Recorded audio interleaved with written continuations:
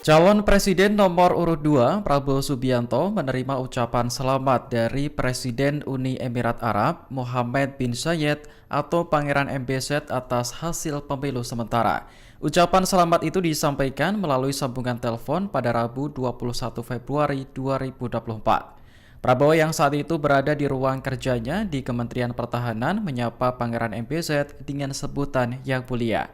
Perbincangan keduanya berlangsung hangat menggunakan bahasa Inggris. Prabowo pun menyampaikan terima kasih atas ucapan selamat yang diberikan. Hello? Your Highness, Assalamualaikum. Prabowo Subianto here, sir.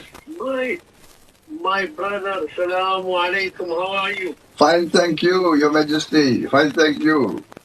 God bless you. God bless you. Congratulations, brother. Congratulations. Thank you. I'm very honored that you phoned me. Very honored, sir. Very honored, Your Highness. Yeah. You are a brother and your country is allied. Thank you. Such a great relationship.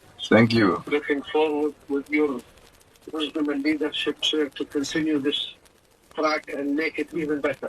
Thank you, Your Highness. Thank you. Shukran. Thank you very much. God bless. God bless.